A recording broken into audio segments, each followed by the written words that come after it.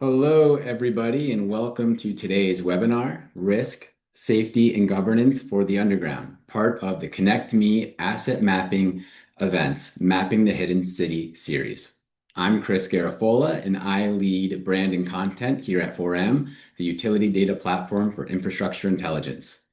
And with 4M as a proud sponsor of the webinar series, I'll be moderating today's discussion. But before we get started, I would like to run a quick poll of the audience to find out where you are from and what industries and sectors you work in. You should see on screen right about now the pop-up, and be sure to fill that out and hit submit when you're done. It's always good to see where everybody's tuning in from and what industries you're part of. And with that being said, we'd like today to be an interactive event. Nobody likes just to, be observers. We want this to be interactive. So feel free to put your questions that you have throughout today's session in the Q&A section below. You should see that in the navigation bar on your screen. And there's no need to raise your hand. Just post all questions in that Q&A space, and the presenters will respond to all questions at the end of their presentations. And also, if we can't get to all the questions, don't worry, we will make sure that we email you the answers to those questions post-event. But please feel free to participate in any of the audience polls as well as they appear throughout today's session. And for more information about the speakers in the event agenda, click the Resources tab at the bottom of your screen. We also have shared some useful links in the Resources section that you can access at any time. Don't worry, the session is going to be recorded and available on demand for viewing after the event, so you will receive an email notifying you when the recording is available. Today's featured speakers are Joe Eberly, President and Chief Growth Officer at 4M, Matt Harman, Senior VP of Sales and Partnerships at AtomAI Solutions, and Maximillian Ovett, Public Sector Solutions Engineer at 4M, who will be demoing the 4M platform a bit later. I'll let each of them introduce themselves in a bit in more depth here in a moment. But before I bring them on stage, let's go into a little bit more about what today's session is all about. So this session brings together risk, safety, and governance considerations for managing underground information over time. While uncertainty is always a factor in planning, the focus is how agencies recognize, manage, and document it consistently across projects and teams. While better data is key, consistent practices that survive staff turnover and program growth are also crucial to maintaining a robust data ecosystem that spans the entire project lifecycle, from planning and construction through operations and maintenance. We'll discuss safety considerations around high consequence assets, institutional practices for maintaining data quality, and transportation approaches that build public trust without exposing sensitive infrastructure. So before we get started with today's presentations, let's take a look at those poll results that you all answered. All right, so organization type.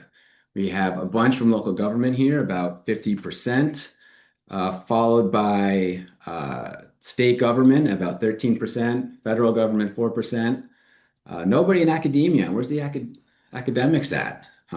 Industry, 17%, and other 17%. So a nice little range there. Where are you located? 96% in the United States. We have one person from Canada. Hello, Canada. Thanks for joining us. Your business sector, let's see, land, public administration, planning, about 4%. The lion's share, 29% in transportation. The lion's share actually public works and utilities. 4% sustainability, 25% other. And the municipality population size, under 25,000, 13%. Yeah, nice range here, about a little bit of everybody here. Over 100,000, 43%. Wow, yeah, it's pretty big. All right. So with that being said, I don't want to be by myself the whole time. That would be really boring. I'd like to bring my panelists on the stage to join me here.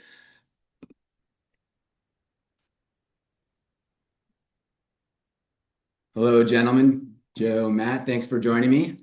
It's always better to have company.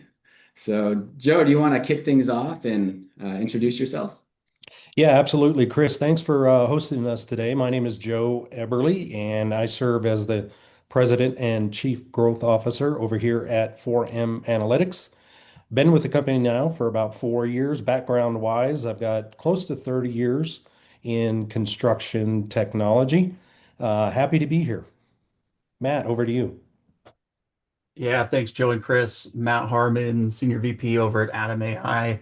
I joined Atom about a year ago, so just over a year after about 20 years at another company. And so super excited to look at how AI is transforming asset lifecycle management, permitting, right-of-way coordination, and some of the other topics we'll get into today. Great.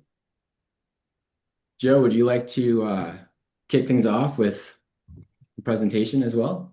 Sure. So let me share my screen here. Let me know, Chris, if you're able to, when you're able to see my screen here. Looks good to me.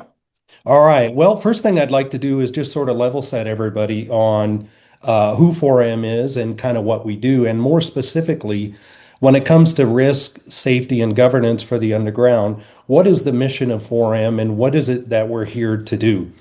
Arguably, the biggest challenge, and let me start here, the biggest challenge in all infrastructure is an understanding of the risk of delivering projects when it's in regards to knowing and understanding what the utilities are that are buried under the ground.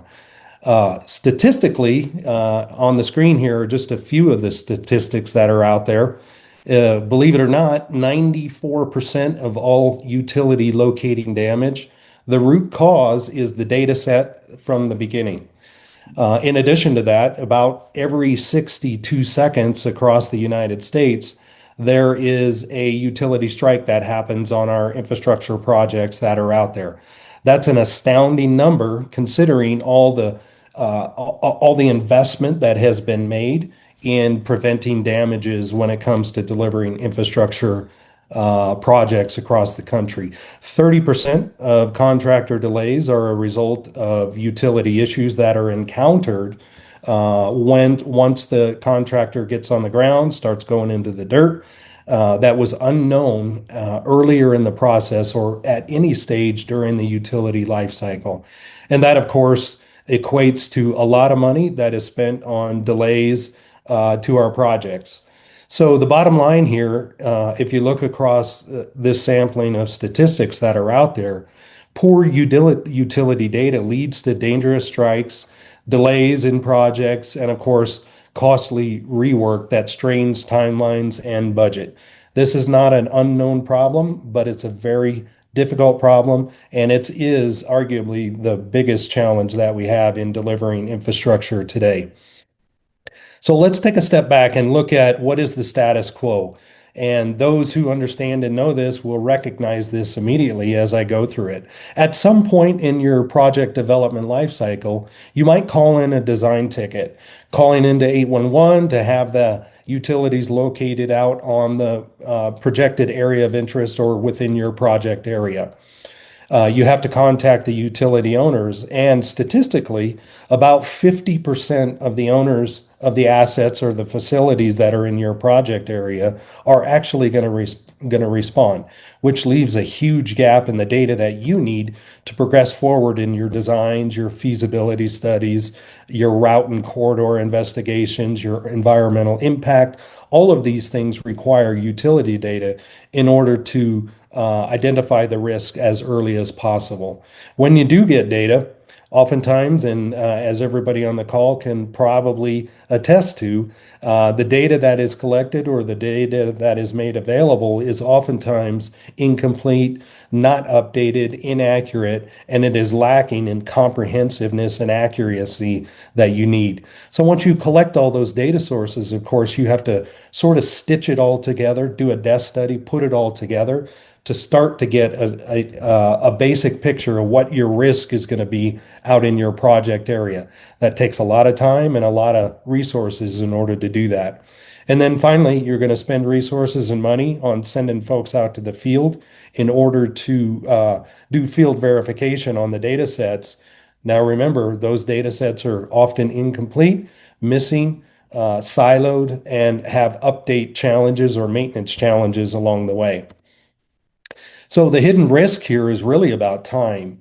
From a life cycle utility management perspective, utility records alone, as I mentioned, can be unreliable and in a lot of cases simply unavailable. That's time and that's money. Those That incomplete data set, often you end up relying on other sources, permits, 811 markings that again take more time. And although they do identify some risk, the picture becomes incomplete when the data is incomplete. And the primary challenge is that there is no central data source that you can rely upon that gives you comprehensive, fast, and inexpensive access to a data set that you can use as a part of your development life cycle and the workflows that you implement and or use to support the development of those projects and the delivery side. So let me fast forward a little bit here and talk about 4M specifically and a concept that we call visual evidence or visual reasoning in order to fill the gaps that we find in the records and the processes out there today. And it starts with what I call three pillars. So the first is the ability that 4M provides to visually identify what we call signals or the clues that are out there in your project area. So computer vision is trained on every pixel within your network, and we've trained the system to be able to identify all those clues or evidences that they're out there on site. The second is what we call reasoning, which is training the AI to be able to determine what's in the data and what's missing in the data and begin the process of identifying the risks that are out there and how to begin mitigating those risks. So, for example, yellow marks in the road, 4M is identifying those yellow marks. We're going back in time historically, identifying even more yellow marks that represent the approximate location of, let's say, a gas facility or an electric facility or a fibers facility that might be in your project area. And then lastly is how can we train the system to be able to fill the gaps where the data sources and the available data that's provided is missing. And so that's the third pillar.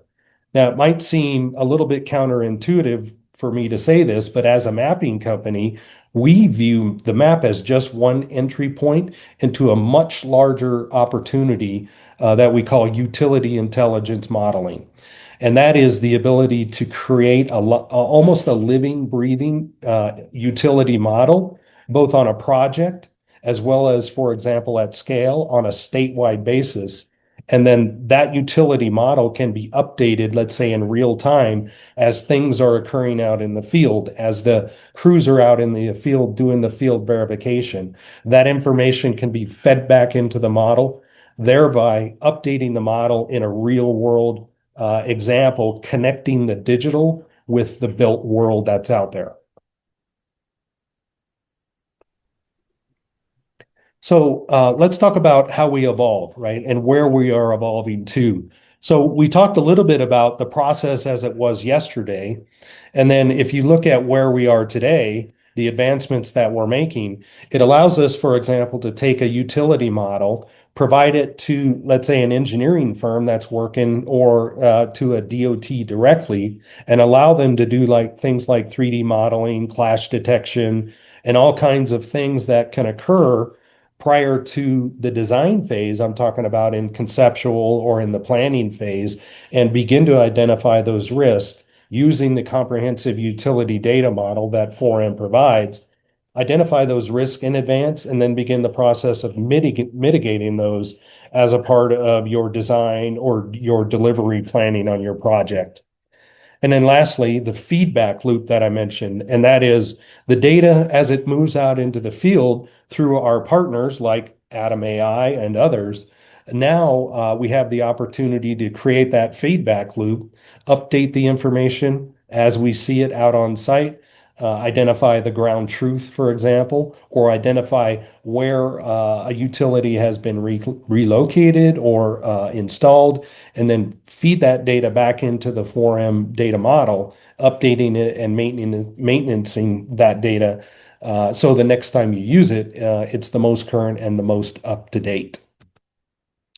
So a true story. We were working with a partner of ours, WSB, the engineering firm that was working on together with us on a project at TxDOT, very large project, multi-billion dollar highway improvement project. We were able to identify an unknown and undocumented 120-inch sewer line that was about 54 feet below the ground, underneath where the overpass was being built. And it turns out that the location of that was right where they were planning on putting a pillar for the overpass. The challenge was nobody knew about it. And when we identify it, WSB was proactive, brought on a field survey team. They, in fact, went out there and identified that particular risk and that particular conflict that we identified. We let TxDOT know about that risk, and they began the process of mitigating that as a part of their early or preliminary design process. So imagine for a second, had that not been identified, the millions and millions of dollars that would have gone into redesign or would have needed to be applied to redesign because of that risk being unknown to everybody involved. So in that particular case, one identification of a conflict very early in the preliminary processes saved TxDOT and the taxpayers in Texas tens of millions of dollars. So lastly here, before I turn it over to Matt, I just want the group to think about a couple of things. What is it that you can do or your organization can do? First, assess data availability within your organization. Are you able to very quickly, very comprehensively, with the minimal resources that you might have available, be able to get the information you need to kick off the planning process at the early stages? Then secondly, estimate the cost you're paying for poor quality or no utility data. There's a number associated with that. Maybe your organization has already done that, but it's an exercise worth investigating the overall cost of not having a complete, up-to-date, comprehensive utility data set in the preliminary phases of your project development lifecycle. And then lastly, start asking questions about what is our plan to maintain a utility data ecosystem that is reliable, that we can trust, and that we can use over and over again within our jurisdiction or within our municipality. So those are three quick things that everybody here on the call can very simply do to determine, okay, and answer the question, do I have the appropriate level of utility data that I need to mitigate the risk, improve safety, and ensure that governance is being applied to on my project development lifecycle? So that's it for me. Matt, maybe I'll turn it over to you to go next. Right, perfect. Thank you, Joe. Let me get my screen shared and we will.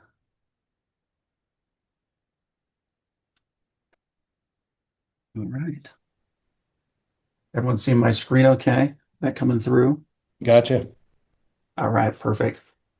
Yeah, so there's a lot of challenges with just the hidden underground, the infrastructure that we all rely on every day to go about our business. And so before I get into our piece and our technology, just a little bit about us. So AtomAI, we have a whole product suite for enterprise asset management, right-of-way coordination, right-of-way project management, and enterprise permit management. We are used throughout the United States, several of the DOTs, and as you'll see here, large municipalities are running our coordinate solution to help increase the safety and the transparency of what's going on in the right-of-way throughout their built environment. And so today I'm going to focus in on this product, give you a little background on what it does, some of the main use cases and outcomes. And then I think we're going to go into a Q&A, Joe, after me for a little bit, answer some questions, and then I'll provide a software demo so everyone can see the platform and get an idea of how it's used. So coordination is a discipline. One thing that we've realized over the last several years as our customers have rolled this out is enterprise asset management and lifecycle asset management.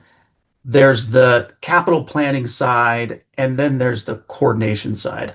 So coordinating when all this work is going to take place, especially in the narrow corridors of our urban environments. And so think of it as a discipline. It is part of your asset lifecycle strategy.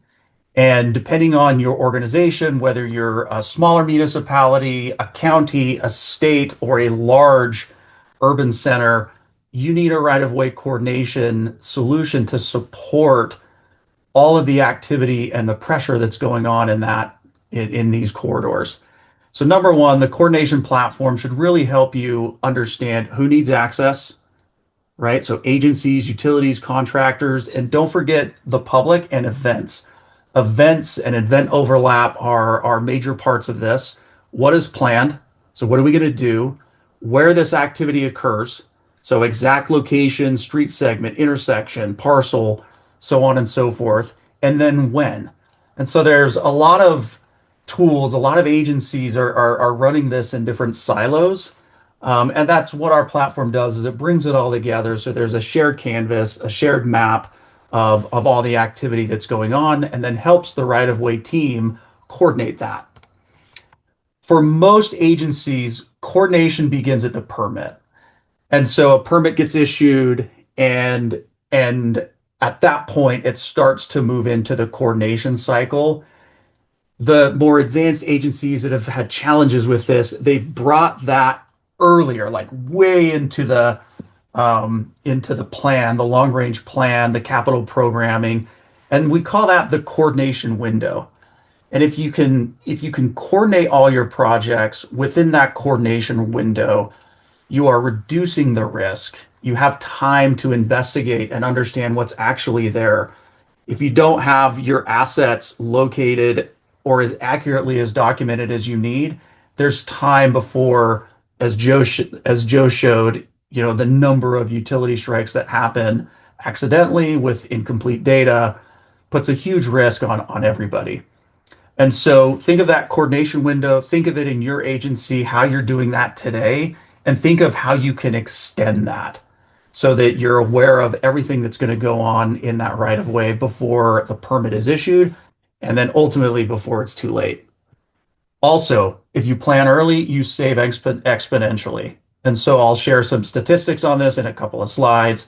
But again, as time goes on, costs and safety increase in how you process and interact with the right of way.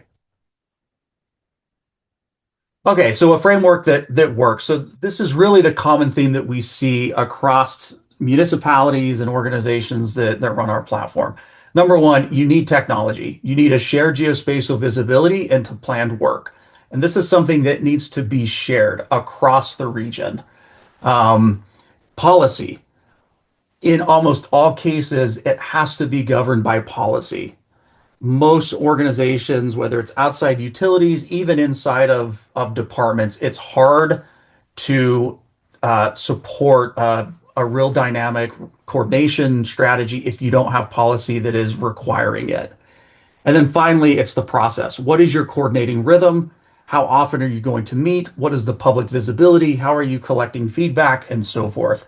And so it all centers around your ability to communicate and work together as a region versus individual utility owners, individual silos within your own organizational departments, and even county municipality relationships and so forth.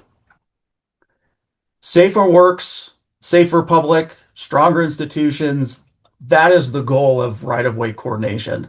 So our webinar today is all about safety, all about managing risk. And what we see is if you can coordinate all of the construction activity alongside events and other activities that happen in the right of way, not only are you increasing safety for workers and the public, but there's real costs and real benefit for this. Specifically, the city of Chicago has documented $250 million in savings since 2012 through effective right-of-way coordination. And the backbone of that technology platform is AtomAI's coordinate platform.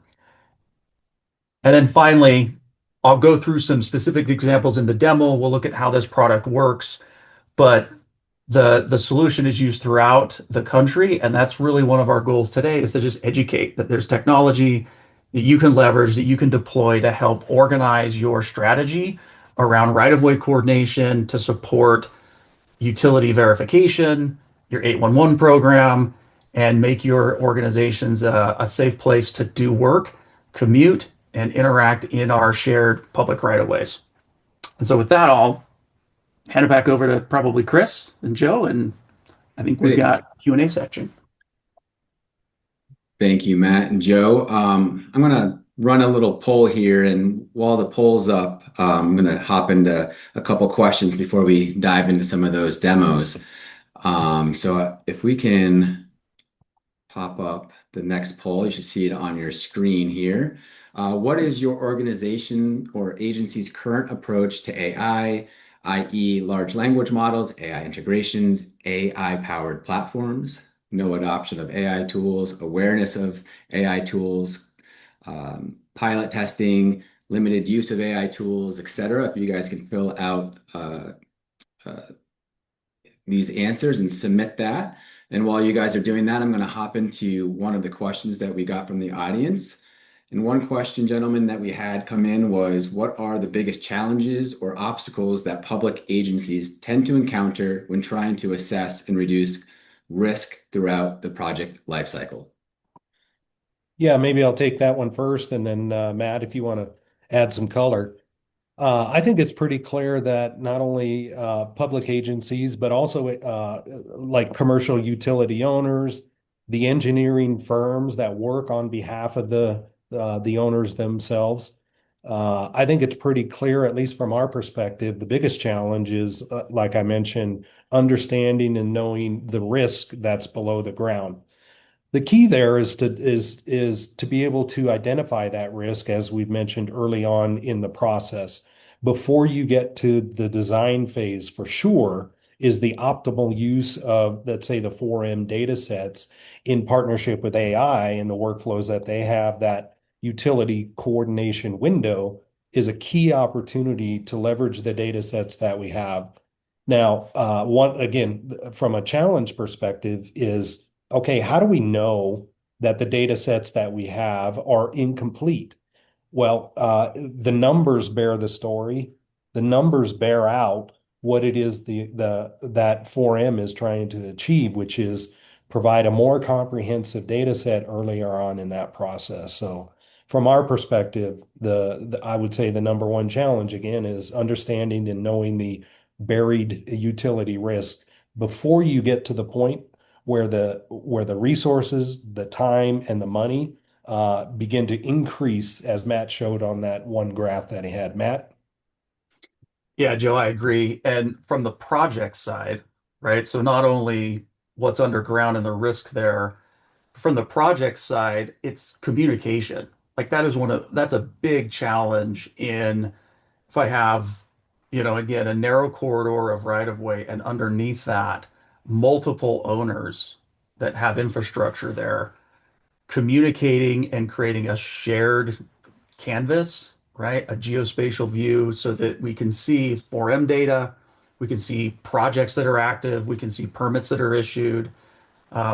That communication is a big challenge, even though we have email and text and chat and so many things to communicate. That's still something that a lot of agencies struggles with. Great. Thanks, gentlemen. And I know we're going to have more questions come in once we get to the demos. So I want to save some time for that. Let's go look at the poll, the answers to the poll that you guys just took and see what the results were there. So let's see the results popping up. Here we go. So it looks like limited use of AI tools in distinct workflows, so about 38% there. The next would be 33% of awareness of AI tools currently considering adoption. So looks like 4%, no adoption of AI tools. It seems like most everybody on the call here is aware of AI tools or using AI in some way, shape, or form. So that's great. I'm assuming this is going to continue to increase the number of you who will be adopting AI, especially after this call. We're talking a lot about AI today. So thank you for filling this out. And let's hop into, I'm going to bring my friend and colleague on stage here, Max. I think we're going to hop into a 4M demo here. He's going to be the one demoing our platform. Here he is, the one and only Maximillian. Welcome to the stage. Thank you. Appreciate it. Yeah, I'll get us into demo. Let me share my screen. Everyone should be able to see it now. Looks good. Awesome. Yeah, so once you log into the forum platform, username, password, or secondary authentication, depending on your IT procedures, you're shown the map of the full US, and you can see this is one of our demo environments. You can see where it is. We've actually drawn all the different projects. We have about 18 to 20 states pre-mapped. So that means anywhere in those states, you can go in, draw, and instantly pull up all of the utility data for that area. And then, so what that looks like is we're going to come down here into the Dallas area. It's one of my preferred. I just enjoy seeing the Dallas area. Now, what we'll do is we're going to hit create new project. And then from that, what we can do is we can either very easily draw a polygon of the area we're working on. We can do a line if we're working a large linear path, or if you already have a KML, KMZ shapefile of the project area you're working on, you can always upload that into the system. But what that looks like is when we draw is we just go ahead and grab an area. So we're just going to grab this interchange. We can see it's about 210 acres or so, about third of a square mile. We'll hit next. Do a little bit of naming. We're going to say this is a road and project phases conceptual study. So we're looking at this area. We're going to maybe do some interchange work and some adjacent work on the surrounding area. So we're wanting to get an understanding of what utilities, what risk do we have early on, and really bring that into the planning process so that we take account for that early. And we just hit view utility map. When we hit view utility map, what that is doing is that's pulling in and pulling up all of the information and data we have for that specific project area. So as you can see, the lines are starting to populate in. We're pulling water, communication, electricity, petroleum, gas. We're identifying all of the owners. So over here on the left, you can very easily see we have about 50 miles of total utilities. 36 of those are underground, 13 of those are above ground, spread across about 5 different sectors. Right off the bat, we see we have 23 distinct utility owners. We can pull down that list so we can start coordinating, communicating early with all of those different entities who are operating inside of the public right-of-way. And then our object detection, which Joe was mentioning, giving us that constellation of evidence, that takes about 2 hours to run. And then all of that will pull up. So we'll have the manholes, the valves, the sewer covers, inlets, outlets, all of the road marks, all of that will pull into the system over the course of 2 hours. So you have the totality of your information roughly in 2 hours of all the different utilities you have on the ground and where they are. Since we don't have 2 hours to wait, I am actually going to move us into one that's already pre-drawn for the same area, basically. And so here we can see the whole area. We can see all the objects that pulled in, and then we can start diving into what does this actually look like? How do we start leveraging this data and making decisions off of it? And where do we go next? So as we start zooming in, this is where we can select the line, understand, okay, what type of line it is. We're looking at a natural gas line. We can see it's underground, and we're looking at all of the different attributions. We have 3 different data sources. So we have public, so who we shared it, who we pulled it from. So if it's the city of Dallas, city of Fort Worth, we try and share who we're pulling that data from. Private, is us communicating, hey, we're due to the way we obtain the data with our contract, we can't share who that source is, but we want to publicly communicate that it is a verified and trusted source. And the last one is AI generated, where we're using engineering logic, judgment, reasoning to draw in and create a line. Really good case point is a fire hydrant to a main water line, where we'll draw in that lateral that will connect that fire hydrant to the main water line. And we are wanting to communicate through that source type of AI generated that, hey, trust us that the line is there. The fire hydrant needs to be connected. Please go verify it follows that exact path. We understand real world differs than from what we're drawing. But you can use that constellation of evidence, those road marks, to really gain that understanding of, is that line where we're saying it is? How do we need to adjust? Where do we need to dive deeper into it? So again, we can select a potable water line. Inside of this attribution here, we can see we found out this is, hey, a 6-inch iron pipe. And then if we need to get a site understanding, we can always jump into street view, jump into the street and get an understanding of what the site conditions are. What might we be running into here in this project area, and so forth. We can turn that off. We can select the wastewater inlet. We can jump in, expand that. We can see, okay, we're operating underneath the bridge. This is where that wastewater is. And this is where we're starting to deal with more issues and what we'll run into. So we can start moving around, seeing our road marks here and there.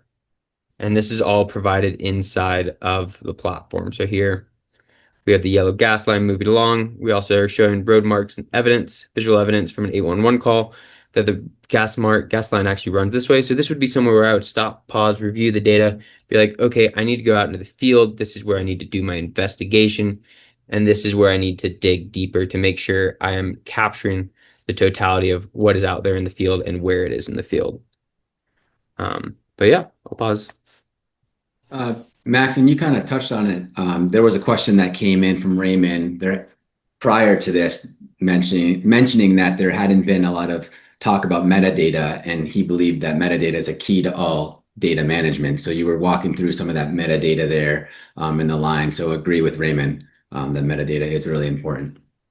Yeah, 100%. That attribution, that metadata of where that data is coming from, and then how you're leveraging that once you capture this and then move it forward into that mat space of asset management and so forth, and keeping that pedigree of data so you really understand where it's coming from and how it has gotten to where it is.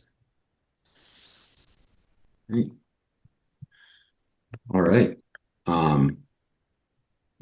We can hop over to the demo from Matt if you would like, and we can go back into some questions and answers from there. All right, thanks, Chris.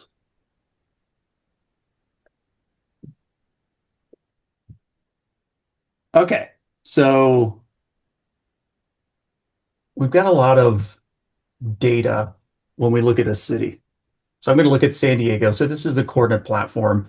So you've got a map, you've got ways you can interact. There's a couple of components here. Number one is like the back office, what the agency would use, the right-of-way coordination, the utility coordination team at an organization.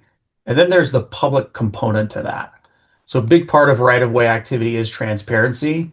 And so at our customer deployments, you can usually go to their website, find their construction projects and events, click on that, and it will open up the public portal for anyone to go in and view and interact with the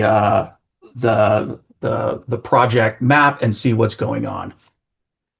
And I just want to make sure, can we see Max and Chris? Are we? Yeah, I'm seeing your map. Seeing the map and everything? Okay. Yep, Yep, looks good. 100%. Yep. Okay. And so there's a lot of information in here. This is anything from public events to the right-of-way construction that's going on. And as a resident or a business, I can go in and I can create a notification layer for me. And so this is used heavily by city council members and other people that are tracking and monitoring activity that's going on across the community. And the system lets you sign up and get text messages and emails and other things for projects or events or other things that might fall in that particular geospatial region. So super transparent, easy to use, clean, and very helpful to communicate what's going on in the area. The other side of it is the back office. So this is the back office system, and this is where the 4M data with other, data resources and so forth become extremely valuable to a right-of-way team. And so as I zoom in here, and I'm not going to go into all of the details, but this is consolidating data from multiple sources. It's consolidating data from ArcGIS, it's consolidating data from permitting systems, consolidating data from special events. And so what happens is the shared canvas of everything that's going on in the community within the right of way is loaded into coordinate. And then from there, I now have that operational framework that I can use to communicate when, how, and what sequencing we should be able to do projects. All right. And so I'll go through a specific example here. But before I get into that, I just want to walk through and just show like the level of detail that you can track in the system because it is deep. And it has to be deep because these are complicated processes. And managing the right of way is just complex. There's so much going on.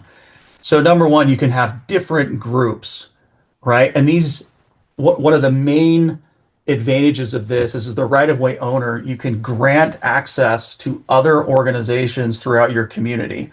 So this could be a private utility, this could be, a large HOA, this could be anything that might impact, and you can use this as a shared platform to load your projects in and then from there coordinate those. The advantage of that is cost savings, lower risk, and shared restoration. So again, instead of going out and digging up the road multiple times as one particular outcome, we can coordinate, be smarter, and align all of these more effectively. And so you can see here, there are several ways that you can organize your data. So projects, external utilities, permits can come in. I also love that we can just show moratoriums, right? So just where are our pavement moratoriums? When do they expire? Those impact how projects are sequenced, right? The logic and tool set within the project, within the product, AtomAI coordinate will detect that. City layers, this is where the 4M data can become extremely valuable. Loading that data and having that data stream into this so we can see anything that is available there, right? With sewer information, sewer lines, other infrastructure that we need so that we can understand what's going on infrastructure wise and proactively communicate what may or may not be available out in the out or what we need to coordinate as we work as a team and a region using the system. Okay, so let me go into a project here. So a couple things here. I've got the map. I'm going to go into the library and I've already teed up a project. Okay, so it's just AtomAI example project. I created this morning. But when I open this up, you'll see a couple of things. So number one, it's location based and it can have multiple locations.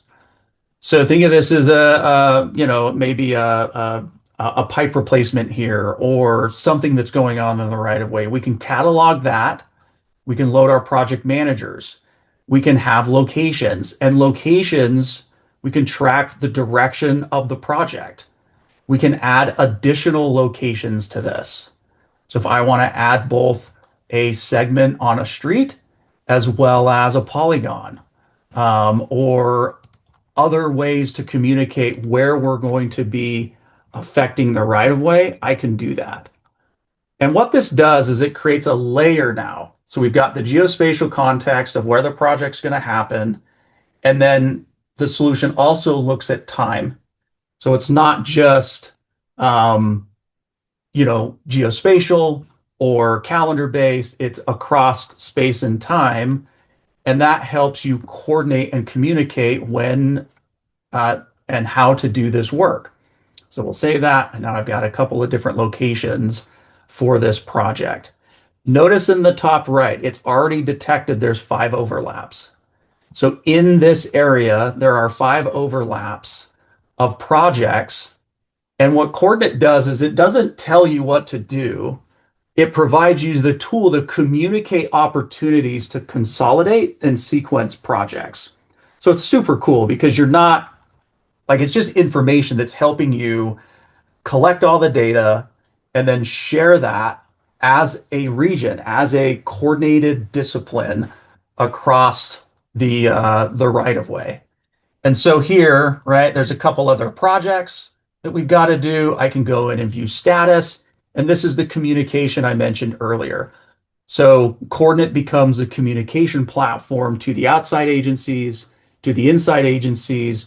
And from there, you can all get aligned on when and how that work is going to proceed. And as I shared earlier, that coordination window, like the sooner we can do this and deploy tools, the more likely we are to lower the risk, reduce repeat street cuts, reduce traffic disruptions, and just provide a smarter way to do road construction and updates across our built environment. So overlaps. And then again, if I go back into just my project view, so if I move away from the map, it's already telling me this project, there are multiple overlaps with different agencies that are part of that you're coordinating with. And so what I love about this is a very simple application, right? We can bring in information, we're collecting geospatial data, we're collecting project level information, but the value of it is huge. So it's both easy to use and to deploy because you're not, you're asking outside agencies and utilities to join in this with you. But then it just provides that value and feedback, that almost instant ROI, because we can roll it out quickly, we can adopt it efficiently and start coordinating.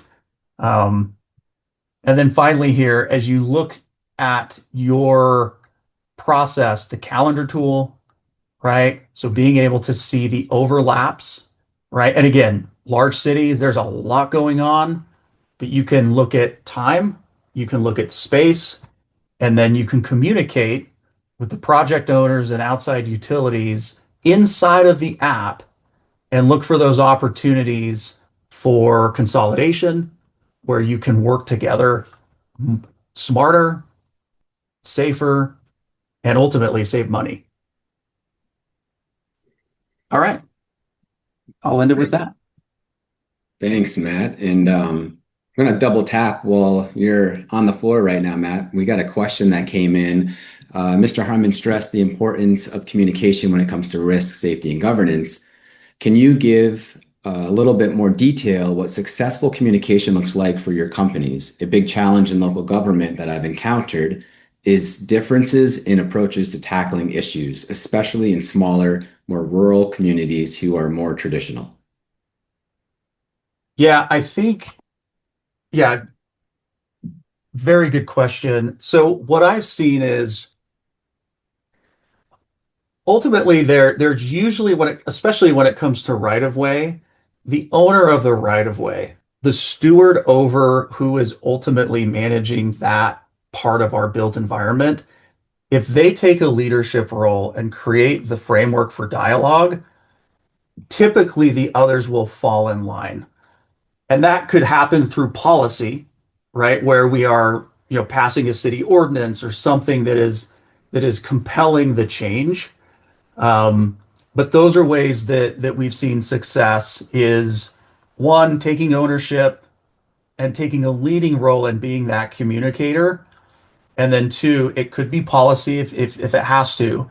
And then three, the organizations that are most successful, they're meeting regularly, right? So for example, San Diego has a 2 year policy. It's a 2 year window. So the city requires 2 year outlook of capital plans updated every 6 months. That gets into the coordinate platform, and then they have monthly coordination meetings to work through where and how they're going to sequence all of these activities, and then they'll lock in that construction. And that's one example. But yeah, if I can just kind of recommend, it would be, yeah, taking that leadership role or helping create the framework so that you can remove the silos and just work better together. Thank you, Matt. And we're almost at the top of the hour here. I want to be cognizant of everybody's time, so I'm gonna open up the rest of today's session for Q&A. And if we can get maybe some Hollywood squares here. There we go, all of our beautiful faces. So I'm going to go through and try to get through as many of these questions as we can. And as I said, if we can't get to everybody's questions, don't worry, we will follow up with the answers to any questions that we don't get to. So Richard has a great question, and Max, I know you were kind of double tapping into this a bit when you were presenting on screen there, but he asked, how do you know where to identify the need for on-site visits? Also, do you make the utility owners available once a map is complete? Yeah. So on the second part, utility owners, once the map is complete, you'll get a full list of all of the identified utility owners we see in the area. So that you can download as well as you can see in the platform. And then on the first part of the question of where to dive in on, needing to do further investigation, I would say that the best framework I have to look at that is, you know, now we're doing that pre-site investigation, we're planning and you're looking for those distinct differences or a delta where an area you might identify as, that looks odd. And I would say that comes back to your engineering background, engineering judgment, and critical review of the data. While we're producing the data, we do suggest reviewing the data to ensure that it matches what you are seeing out in the field. You guys know your area the best. You're working those project areas. So okay, this makes sense. This is how we should refine where we should go do that deeper investigation. Usually intersections, areas with high demand, some areas like that are typically where we would suggest doing that deeper investigation, as those are where the high conflict areas tend to be. Thanks, Max. Another question. Uh, what are the lowest threshold, highest impact practices that public agencies can institute today to improve data and asset management? Yeah, maybe maybe I'll take maybe a slightly zoomed out view of that, right? One is an analysis of from a utility perspective, an analysis kind of on my last slide there, right? I do an assessment of the data that you have available and the processes that you have when it comes to collecting or assembling the data that you need. I would say that's step one, is sort of an internal audit or an internal look at your processes to get to a point where you have confidence in a utility data set in your area of interest or in your project area. That would be the first one. Also, with that is an evaluation of the impact that not having a complete data set has on your organization. Because the reality is when you have incomplete data or when the data is late to the game, for example, there are direct resource impacts, there are direct time impacts, and there are direct money impacts in the form of redesign work that has to be done, in the form of preventable damages that can occur during the construction phase. So those two things in conjunction, an assessment of your internal sort of data processes around utility and using that utility data to identify those risks, and then the cost estimate associated with that. Those are two steps that I think can take you a long way in determining, okay, are we good? Or are there gaps that we could fill, working perhaps with 4M in filling those gaps and driving the overall risk, costs, and time delays down within your organization? Great. Thank you, Joe. Matt, this question's for you. How do you get outside utility owners to enter their projects in the coordinate system? Yeah. No, that's a great it's a challenge and it's an opportunity. And ultimately it's an incentive because if you can work better together, the ROI that Chicago experiences, right? That big number over the last, 15 or so years. That comes from agencies working together because there's a major financial incentive to do it, not only on the city side, but to the utility owner. If you're sharing pavement restoration costs, right? If you're able to go in and collect that data that Joe's talking about and get a better understanding of where your risks are. So there's that kind of risk abatement ROI, but then the actual financial becomes really compelling. And that's something I'd love to share more about with whoever asked the question and other people on the call, because it's really a no-brainer when you look at how effective right-of-way coordination just prevents and saves a ton of money. So. Hmm. I love the theme, the better together. Matt, you've touched on it. I know, Joe, you've touched on it. And it is really hard to build smarter, better infrastructure alone. You really need to do it together. And so thank you, Matt, for that. And we had another question come in. How can public agencies safely and effectively incorporate AI into their workflows? Yeah, I think maybe I'll just give a quick recommendation. It's really high level. One is you have to assess the risk, right? And put in place what I would say is a structured implementation approach or strategy to AI. And my biggest piece of advice would be to partner with somebody who understands and knows how to put AI to work in a real life environment. 4M does that on the utility side. AtomAI does that on the asset and the coordination side.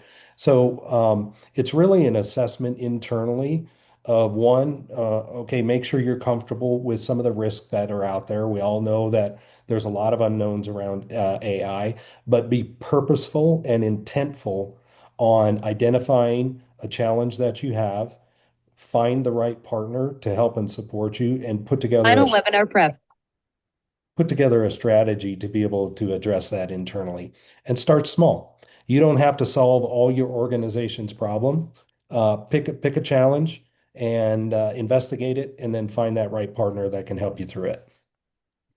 Thank you, Joe. And I don't know if that was my cue that we're at like the top of the hour here, that little that voice that came in, but we are at the top of the hour. And like I said, I want to be cognizant of everybody's time. We might have meetings set up after this. So I just want to thank everybody who joined us today. And we really hope that you found today's session insightful. And as promised, this will be on demand, so you can watch it 10, 20, 30 times if you'd like. Share it to your colleagues. We encourage you to share it to your colleagues who weren't able to join us today. And I want to give a special thanks to the panel today, Matt, Joe, Max. I want to thank you guys so much for joining us today. And I want to leave the floor open to you guys if you have any final remarks. Nope, just thanks for the opportunity, and we look forward to working together in the future. Yeah, likewise. Thanks. We're all in this together. And if you've got any questions on the platform, AI, how to deploy it at your organization, hit us up. We're happy to partner up and get to know everyone better and help you solve your problems. Amazing. Well, thanks again, everyone. We hope to see you on the next event. Take care.